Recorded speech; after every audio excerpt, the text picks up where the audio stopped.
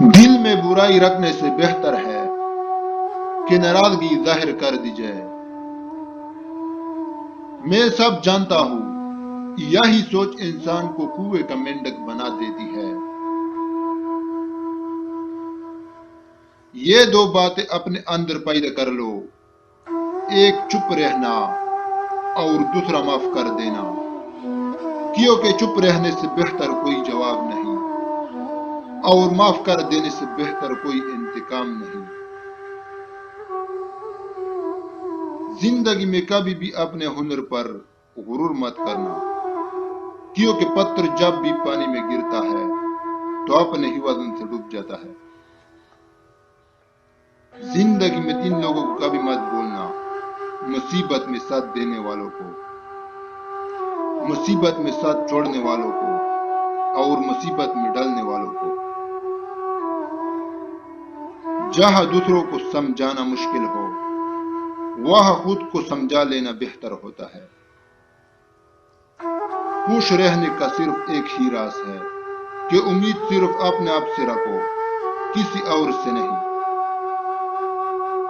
اپنے دشمن کو ہزار موقع دو کہ وہ آپ کا دوست بن جائے، پر اپنے دوست کو ایک بھی موقع نہ دو کہ وہ آپ کا دشمن بن جائے۔ چاپلوسوں اور چلاک لوگوں سے ہوشیار رہنا۔ سنا ہے، تعریفوں کے پل کے مطلب کی ندی بہتی ہے۔ شرمندگی اٹھانے سے بہتر ہے کہ تکلیف اٹھا لی جائے۔ عقل مند اپنے فیصلے خود کرتا ہے، جاہل عوام کی رائے پر عمل کرتا ہے۔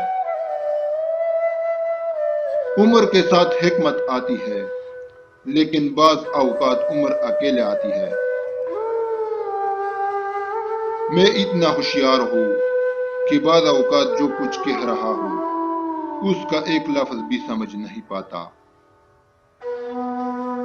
عورتیں محبت کرنے کے لیے بنائی جاتی ہے، سمجھنے کے لیے نہیں۔ جو تم ہو وہی رہو، باقی سب پہلے ہی جا چکے ہیں۔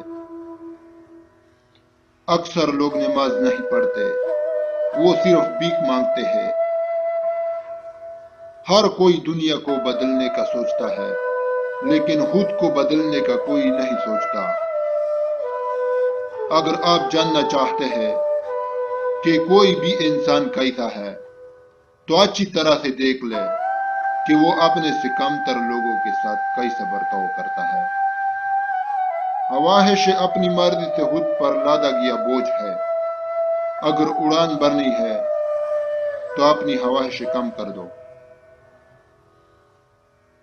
ان لوگوں سے ہوشیار رہو جو مسلسل ہجوم تلاش کرتے ہیں، وہ اکیلے کچھ نہیں ہے۔ خود سے سچی زندگی گزارنے کا حوصلہ رکھے کہ وہ زندگی جس کی دوسرے آپ سے توقع کرتے ہیں۔ میں جس طرح جیتا ہوں اسی طرح اکیلا ہی مر جاؤ گا۔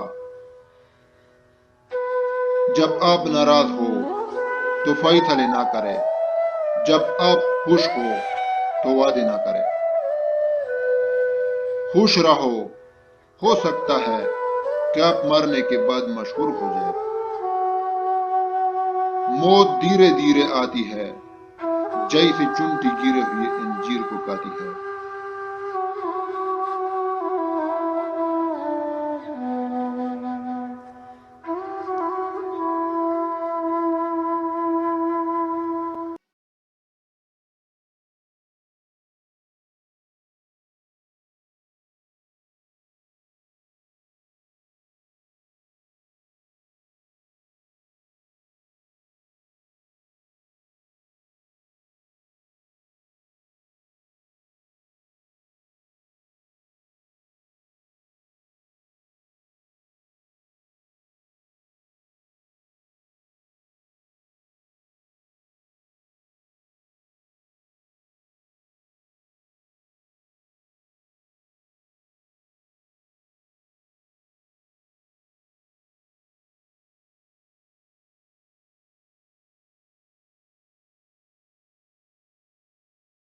نیچے